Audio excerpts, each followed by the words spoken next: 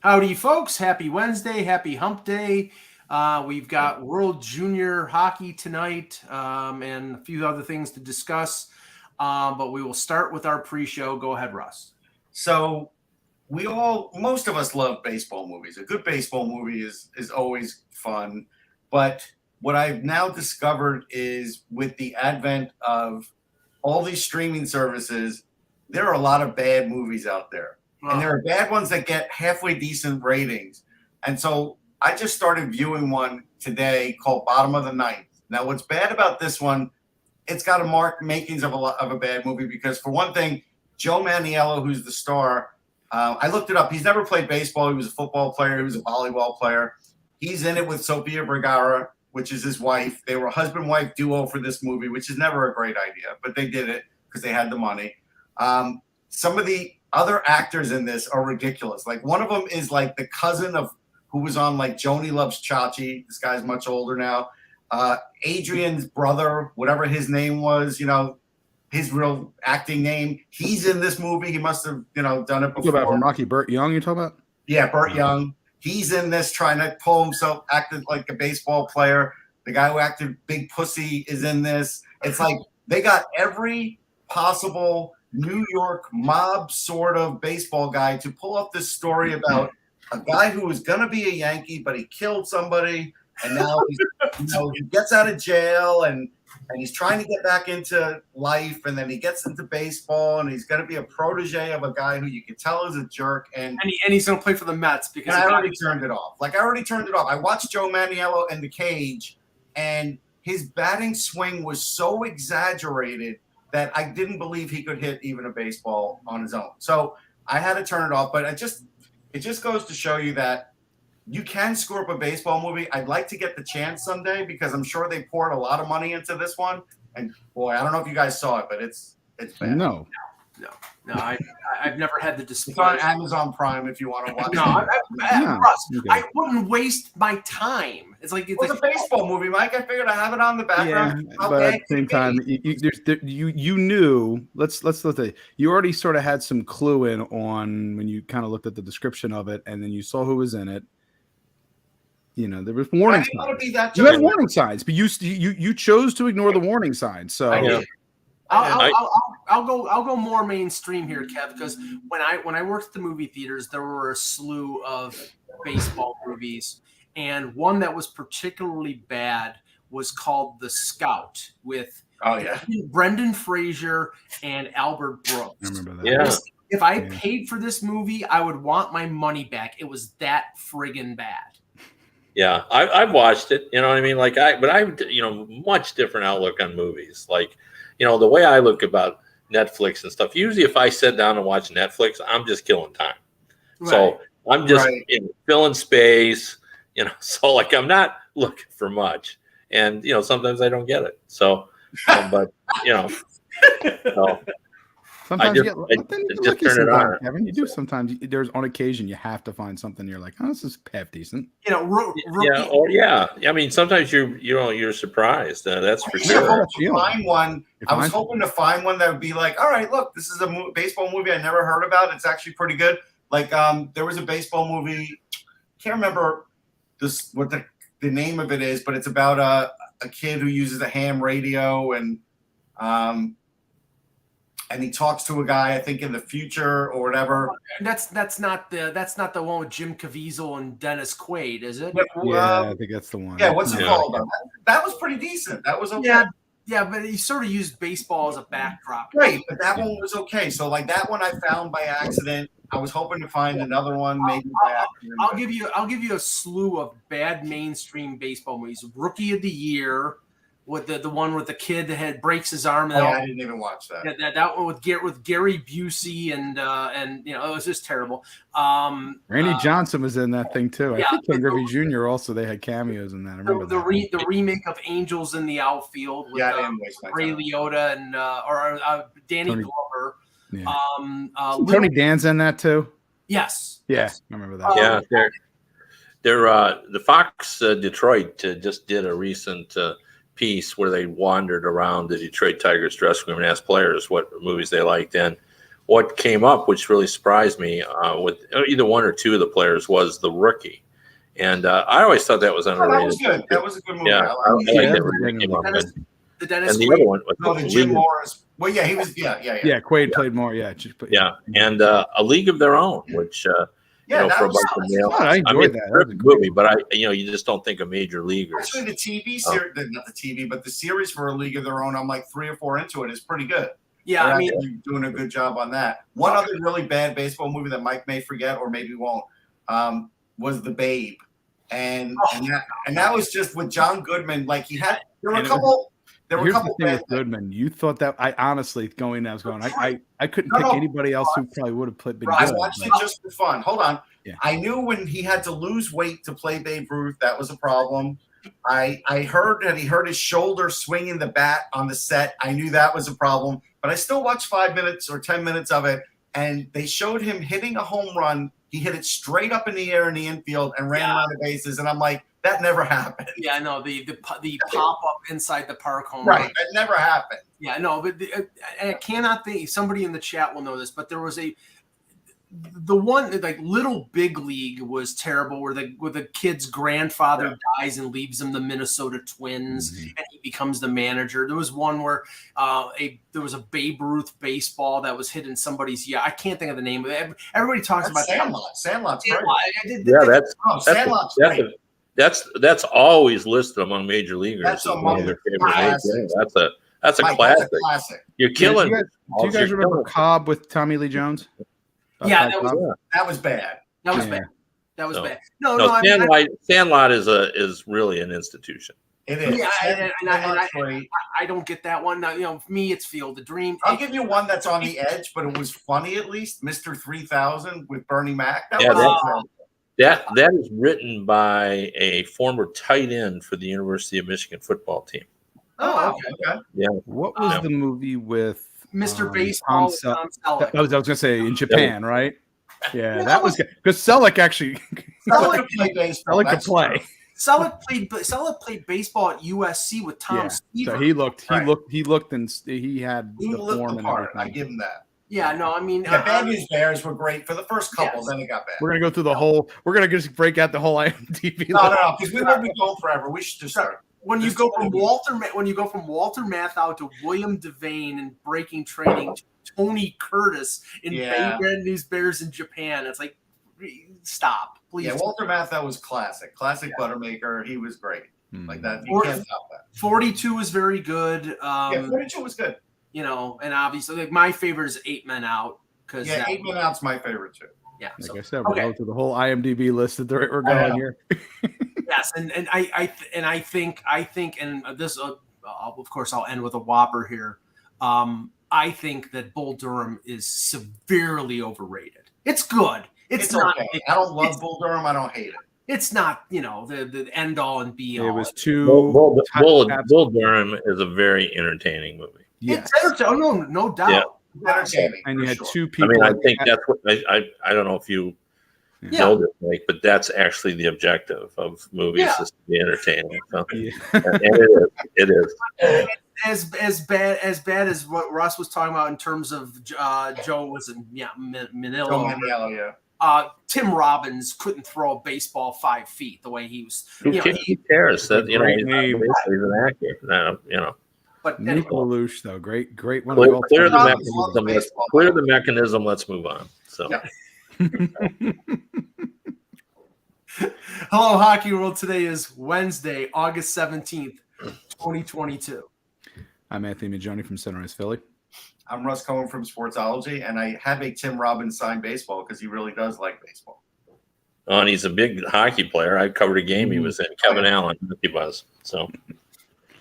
And I'm Michael Angello, and this is the Hockey Buzzcast here on HockeyBuzz.com. All right, we'll start with the news for tonight and the next few days, which is the World Junior gets the quarterfinals get started tonight.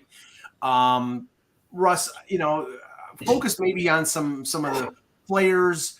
I mean, we talked about Mason McTavish and how he's just running roughshod right now. I think he has 13 points, 4 games.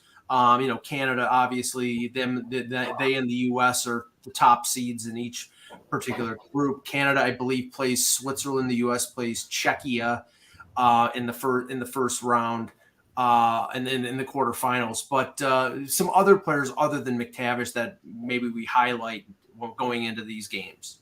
Yeah, I mean, you could go with, Finland's got a lot of them. I mean, Herbanen is the guy from the Leafs. That whole line with him, Kemmel, and Aturatu has been amazing. Maybe the best line in the entire tournament. That power play is just great. I mean, they're winning right now. They're beating Germany. Again, I think the Islanders really did get a steal in Ratu, because I just felt like I didn't understand why he dropped. I sort of kept his ranking where it was. People were hearing all kinds of things, and I think they sort of jumped at that. And, this guy can play, and he can play at a really high level. So those are three guys. And Yarvente was drafted 33rd overall by Ottawa. Like, that's a really, really astute pick. Another astute pick for Ottawa is with Team Canada and Ridley Gregg. Now, we all know Mark Gregg, but Ridley Gregg was a guy I kept hearing about, during his draft year. But again, it was during the pandemic. I could only see so much of him, and I think I ranked him 32nd, 33rd, something like that. He went like 28th. Meanwhile, for Canada, he is doing everything. He's winning faceoffs. He's penalty killing. He's blocking shots. He's like third in scoring. He's going to the net. Like, we're all going to hear about Connor Bedard, but it's more than just Connor Bedard that's driving Canada. And Ridley Gregg is one of those players. And again, if you're an Ottawa Senators, that because I just named you. Uh-oh. Oh boy. Russ is locking up. I have never seen Russ lock up. That never happens to Russ. Yeah. No. Now, Kev, I've got a guy. Let me just throw in a guy too, because he doesn't really get any attention at all, and it's Donovan Sabrango. This is a guy that was the third round pick of the Red Wings, and because of the pandemic, he had an odd thing happen to him. He was 19 years old, and he got to play a big chunk of games in the American Hockey League, and he's really benefited by that because he's not a skilled offensive guy. He's very much a stay-at-home, but he's drawn a lot of attention from the Red Wing fans because he's very good at that job. And I think the fact that Team Canada took him to play in this tournament, and he's doing exactly all that he does, which is he prevents the other team from scoring, and he's very good. He's a very strong one-on-one defender, and I think this tournament has really helped him. And I know I asked a scout about him once, and he goes, he'll play in the league. It'll be a third pairing guy. And and I said, yeah, but those third pairing guys are pretty valuable. And he goes, yeah, I guess I shouldn't be like that. But he says, we get more excited about guys who can play in the top four. So I would say Donovan Sabrango is a guy that I think is showing that he's definitely could get in the league and play for a very long time. Yeah, I mean, Anthony, I know the Flyers have a number of prospects in the tournament. I know the Leafs. Three. I mean, yeah, they have four total. Although Brian Zanetti is hurt, so I know he's not good. But defenseman Emil Andre, their second round pick. I think he's been pretty good offensively, good flow. He's been springing Sweden's attack pretty well. His power play goal in it. So Andre, I think, is definitely getting himself on the radar. Tyson Forster, who has also had a pretty substantial amount of AHL time during the pandemic shortened season. He's looked pretty good. He's been getting down low. That's one of the things you want to see because he has a variety of different types of shots, but getting in tight is what I'm looking for out of him, his ability to score in close quarters, and he did a nice job in the last game. So, well, to illustrate Kevin's point, you don't have to have hit a grand slam home run with one of these prospects and then be a top six forward or a top pairing defense. You love that to happen, but as long as you get a guy who comes in and plays in the NHL, even in a bottom six role, that's valuable because that player is on an entry level contract or making less than $1 million. And in this league where the cap is very tight, you need those young prospects coming up. I mean, I know Russ with the Leafs. More than likely, barring any kind of unforeseen thing, Matthew Nyes, after another year at Minnesota, after taking run for a national championship with the Golden Gophers. He's going to sign with the Leafs and, maybe get a look late in the season to see if he can step in and, maybe not in a top 6 role, but in maybe a third line role. And the two Finnish kids, Hervinen and Niemela are both going to play in the SM Liga this year, but then I think their obligation in Finland is over with. They'll be over with the Marlies, and then they'll be on a track to potentially be in the NHL in a year or two. Yeah, Niemela's got a lot of talent. Hervinen, I think, is the better of the two and more translatable. I worry about Nyes. I have to see how this season's going to go because I have seen him failing in some of these games as far as scoring. He's done well in front of the net. He's done well in the corners. He isn't cashing in like he could be. I've seen some real good missed opportunities. And so I'm not willing to throw him into the Leafs lineup yet. Don't you think he's been a little bit of a disappointment, Mike? I mean, that's the read I get on him, that they expected more from him. Early on, especially in those. He's got 2 assists in 4 games, but I've heard stuff to the effect of that he's deferring too much because he's playing with Coronado and he's playing with Cooley, and he's trying to set them up and go to the front of the net, and he's not, trying to score goals is not upmost in his mind. Now, I don't know. Maybe that's psychological. I don't think he deferred last game. Last game, I was willing to say that before, but last game I saw him just missing on chances. And if Anthony was talking about Tyson Forster as an example, he's come on lately and he's been making the most of his chances. Nyes is kind of doing the opposite. So I think Nyes kind of has something to prove. But I was going to say another value guy is Tyler Kleven. Now, Tyler Kleven is a big, tough defenseman who also could transport the puck. And he's one of these guys that, if he gets a shot off, he's got a great shot. But he's on the U.S. team because he can move the puck and he also can play rugged, tough defense. And he's another Ottawa pick. But this is a guy that if he plays in the NHL is probably a third pairing guy, but a decent third pairing guy. He's at North Dakota. There are a lot of guys like that in this tournament. There are. And those guys, look, Landon Slaggert, who plays on the top line for the U.S. team, plays for Notre Dame. He's a really good player. But he's not a top liner. He's going to be a third liner in the NHL. And you want to know the ultimate irony, Russ? Kleven was traded. Kleven was a second-round pick of the Senators. They traded up to get him with Toronto, and the 2 picks that they traded a lower second and a third, were Hervinen and Niemela. So it's all 3 guys were involved in this. Here's what they traded for. Ottawa got bigger, Leafs went for smaller, faster. Hervinen's bigger than Niemela, but not much. Yeah. And I think that was a good trade for Ottawa because I think there's a certain amount of pedigree. Kleven is a guy that's very a lot of people have different opinions about him. And I'm of the opinion that he's good and he's going to make it. There's a lot of guys that don't love him because of his skating, but he gets the job done. So I'm fine with him.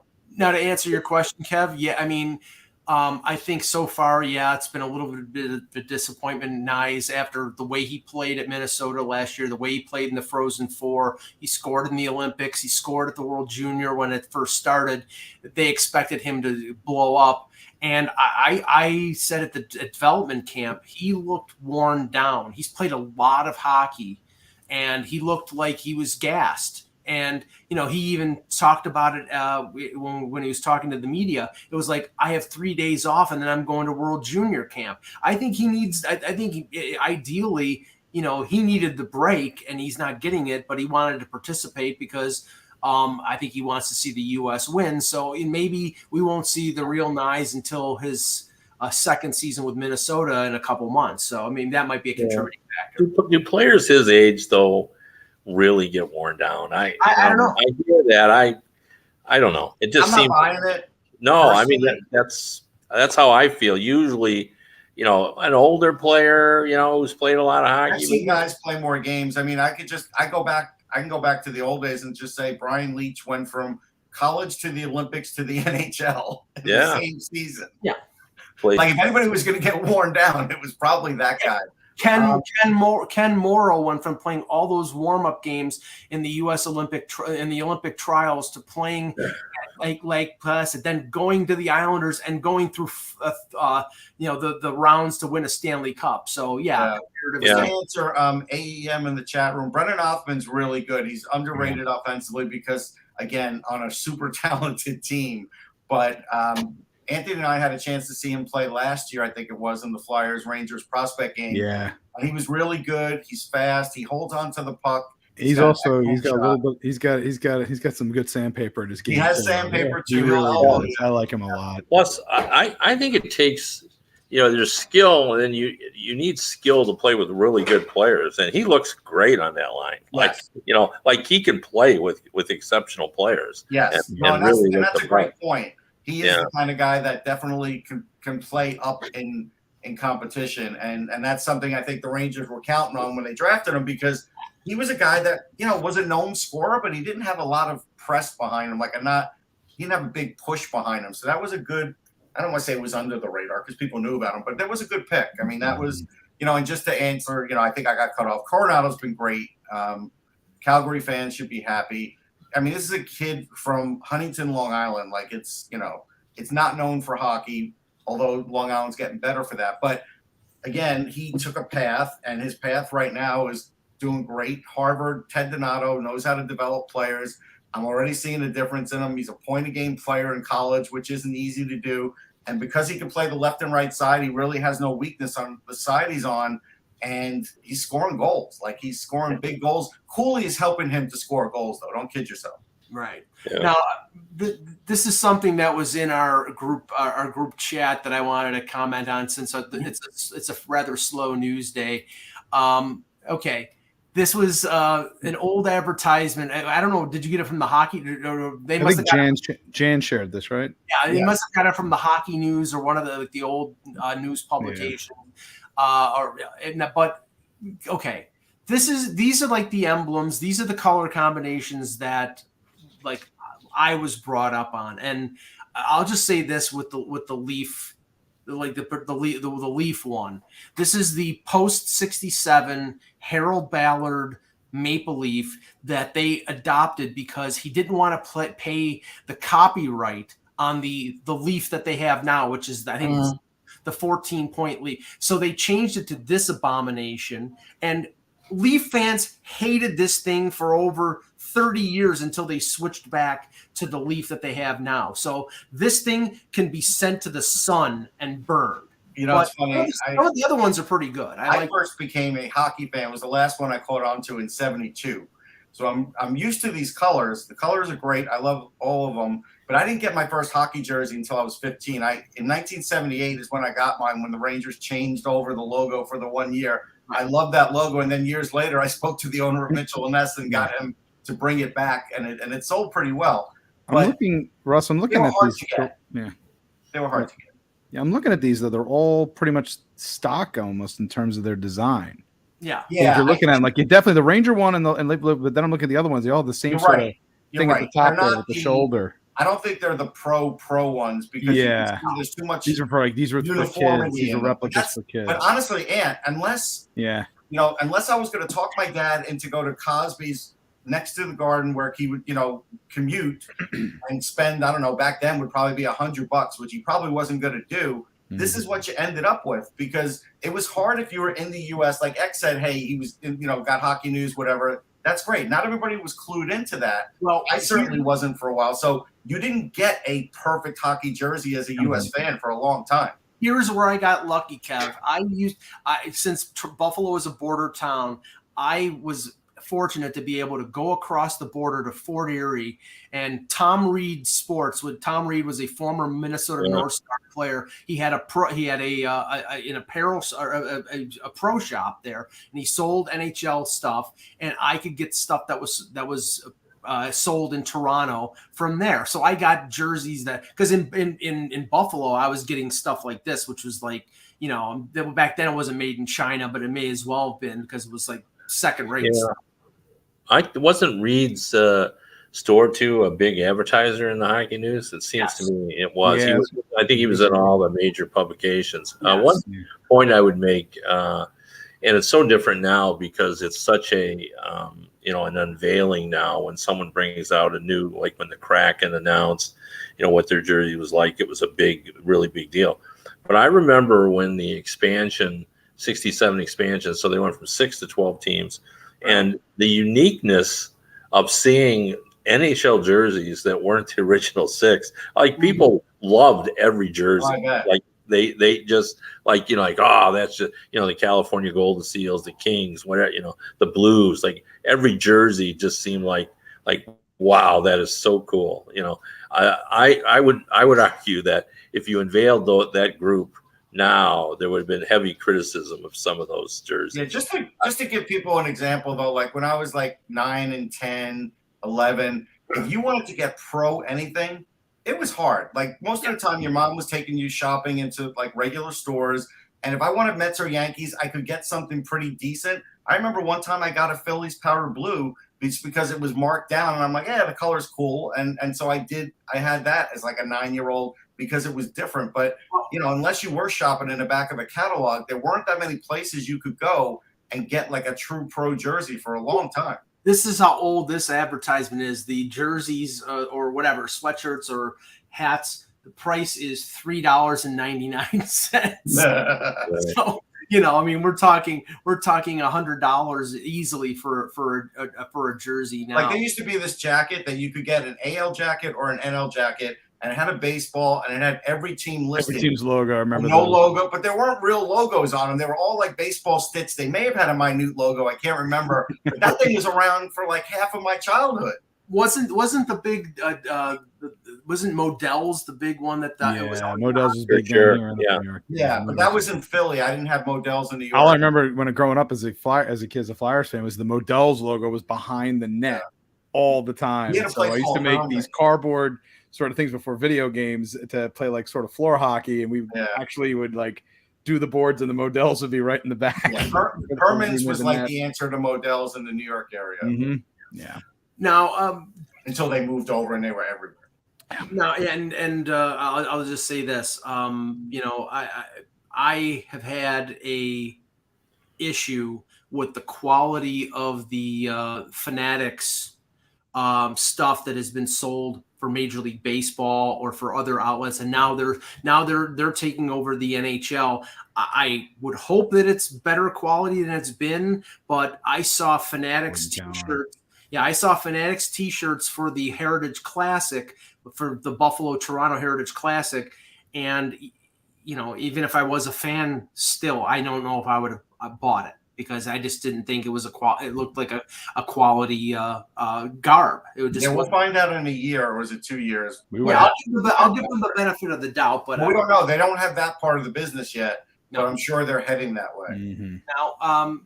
Now, Kev, you wrote something for Hockey Buzz, and there was a number of questions that you brought up, and I'll start with this one since we have two people who cover the Philadelphia Flyers. One of the questions is John Tortorella's fit with the Philadelphia Flyers? Will it be anything more than entertaining? Now, the question is, yes, Torts is entertaining, but will it translate into success? And I'll just give my point of view here. If the team was better, sure, but I don't think they're good. I haven't thought that they were good. Now, if Couturier comes back, if Hayes comes back, if Provorov, there's a lot of ifs. There's a lot of hope that has to hit. I think, especially Couturier, the biggest one, because again, recovering from a back injury, not easy. Put you out for most of the season. Is he going to be approaching or at the level that he was prior to the injury? That's a big thing. You take Sean Couturier away, the Flyers center depth he papered over. I always say this: he papered over a lot of issues when he was in the lineup, and when you took him away, you saw just how threadbare they really were. I mean, here's what I'll say about Torts: he'll instill a culture that Mike Yeo couldn't, so that's fine. He'll get a lot of guys to play away from the puck, and the ones who don't will be on the third line or the bench. That's the way it'll go. I think he'll get 5 more wins, 7 more wins. I do. I think they'll be more entertaining, but I don't think they're going to be anything more than that this year. Yeah, I would concur. And again, it's going to be difficult, I think. Okay, Kevin, I'm sorry. Yeah, I guess my thought on the whole column is what intrigues me about the season, and I think Tortorella in Philadelphia does intrigue me because first of all, he just doesn't have the roster to be competitive, so that's out. But I do think as Russ pointed out, and I completely agree with everything he said, he'll make them a little better. They'll be harder to play against. There's always a little bit of a misread on Tortorella that he's all into shot blocking. Not that he doesn't like shot blocking, he does. But what he really is into is that you make sure the player across from you knows you're there.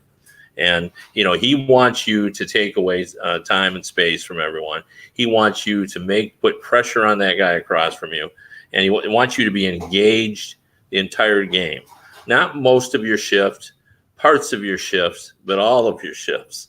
And I think that'll be the difference. And I think every once in a while when he feels the team has gotten a little blasé, he'll shake it up a little bit. He'll have something to say or not say. He may not say anything at a press conference and everybody will go, oh boy.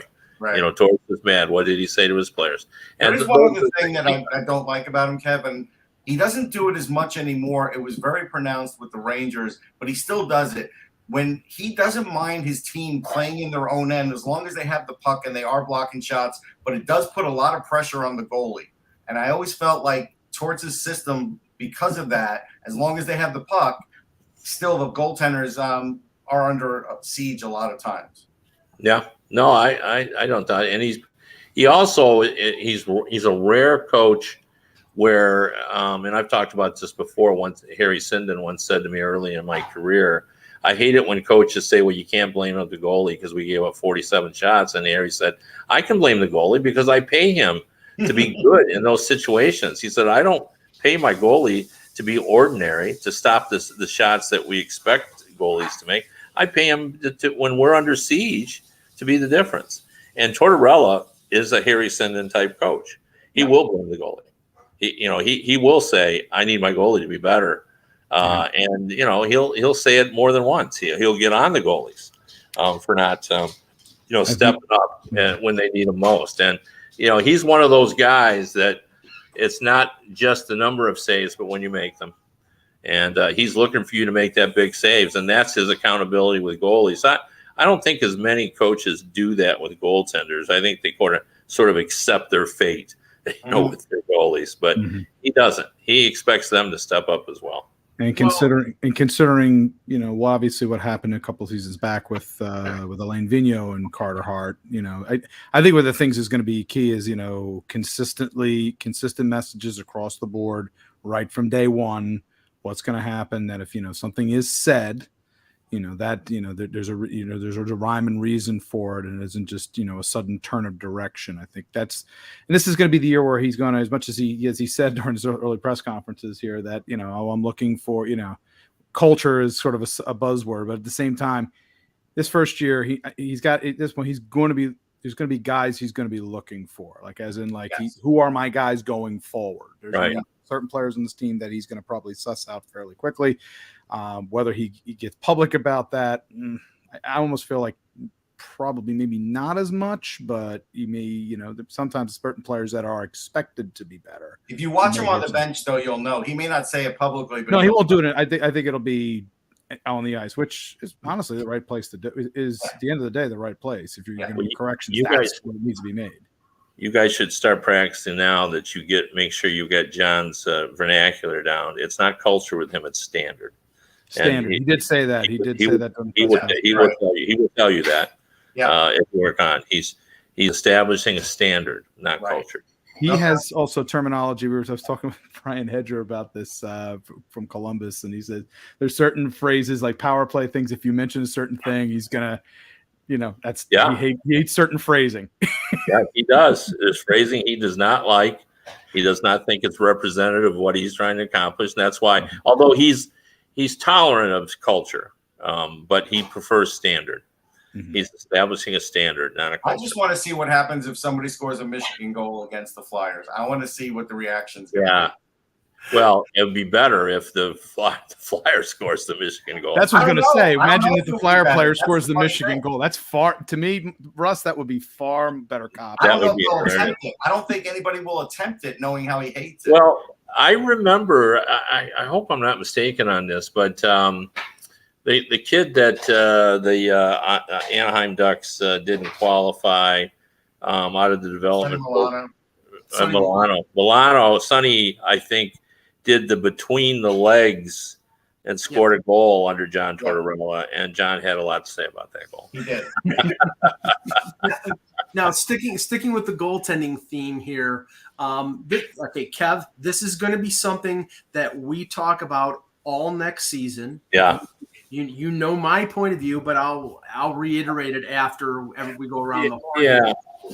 And it's whether the Maple Leafs or Maple Leafs West, as I call the Edmonton Oilers, who have now Zach Hyman, Tyson Barrie, now Jack Campbell, whether their goaltending will be better or the Leafs will be better at the end of the season. Your thoughts on this, and we'll go around. Well, I mean, again, the way that I framed all this is things that intrigued me, and I'm really curious to see who ends up with a better goaltending, the Oilers or the Maple Leafs. And I put in there, an NHL team executive said to me, I don't think either team got what they needed in net. He said, I don't like either one of them situation. He thought they should have done better. He said, when you got that kind of team, you got to get better goaltending because you got a chance to win it all. So that was his take. I like Edmonton's role better than Toronto's roll the dice, but we'll see what unfurls. Yeah. Now I'll just say I like Edmonton's better, and I can see Toronto still trading for a goalie at the deadline. Yep. Anthony. Yeah, I concur. Campbell. I feel like Campbell's he's getting into a very interesting spot of his career now. And again, he's on a the expectations are going to be, he's going from one market where expectations are through the roof to another Canadian market where expectations are through the roof. And I think he did a solid enough job in Toronto and knows what he's what he's getting into. I think going over to Edmonton in this circumstance. I like the setup there. I think it's up to him in terms of, if he's able to play to the standard that he did for the most part in Toronto, I think he's got a chance to be a contributing factor. I'm not thinking it's a slam dunk of any kind, that it's an automatic upgrade, but it could be. I think is a very good opportunity to do so. We're dealing with two different things here. First, with Edmonton, Campbell is definitely an upgrade over the tandem of an aging Mike Smith and a Siv and Mikko Koskinen, who couldn't even get an NHL backup job. He goes to Switzerland.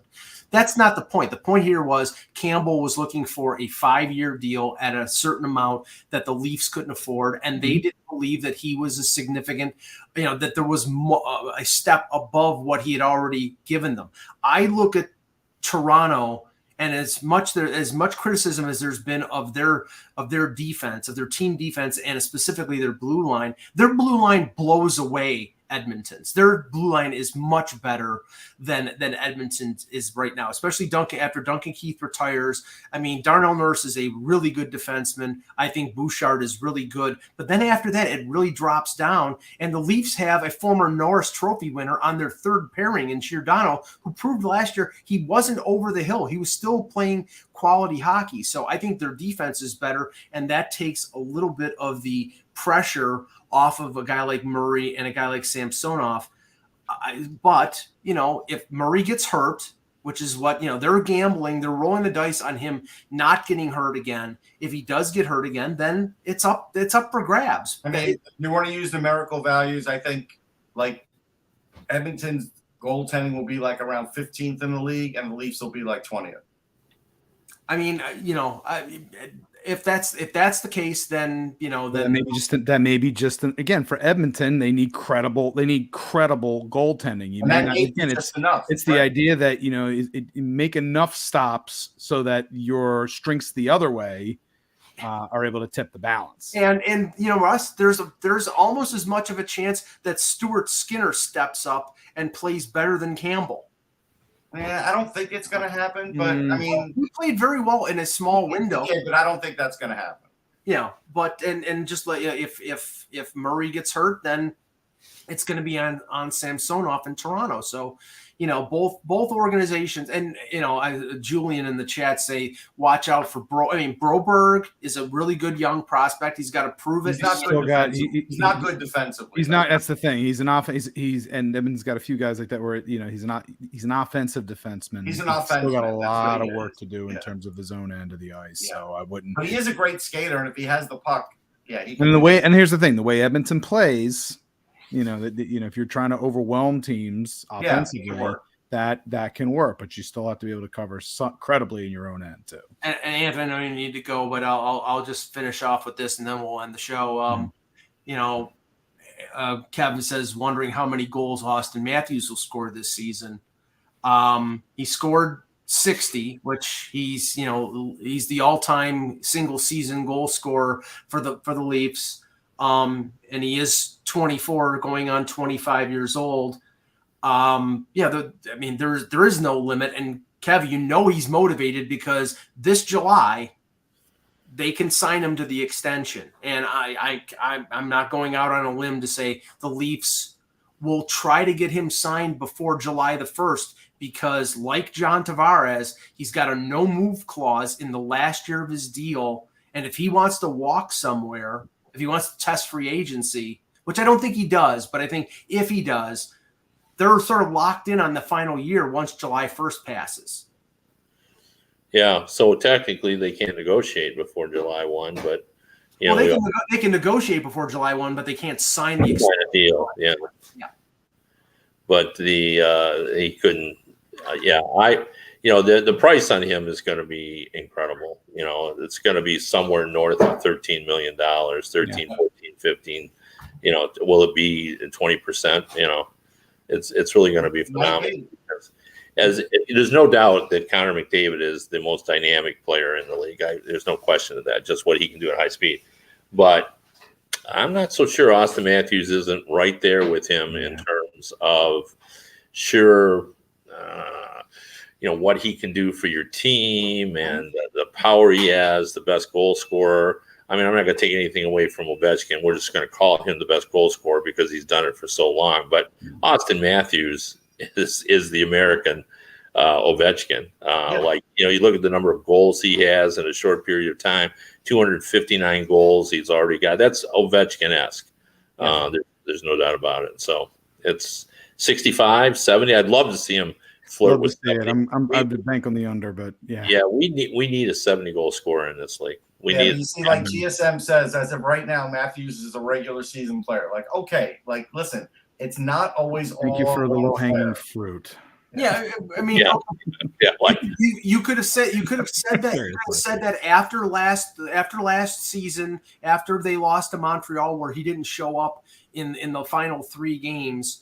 Not this year. Him and Marner both showed up. It was just they didn't get great goaltending when they needed it. They didn't show up in game 4, in game 2, game 4. They were allergic to even numbered games. They didn't show up in 2, 4, or 6. Other than that, they were fine. So it's not on Matthews, please. No. Yeah, plus, we're going to have to move off of that a little bit. Like, I still think that there's a lot to be said for the guys who win. Obviously, I mean, that's the ultimate goal. But, we're at 32 teams now. So 31 teams can't win. And we're going to have a lot more great players who are going to leave their careers without winning. That's just statistics. I think that's a lot of frustration. And it really sort of came home to me. I was looking at the top 20 NHL network list of the top 20 centers. And I was looking at, and my thought process was, they're not going to put many guys from non-playoff teams, and they did. Four players, and one of them was Jack Hughes, who had 26 goals in 49 games. And then I wondered how many of those guys had won cups, and I was shocked. Like, I would have guessed, my thought process was going to be 12 or 13. It wasn't. It was 9, and 2 of those just won their cups last year, McKinnon and Kadri.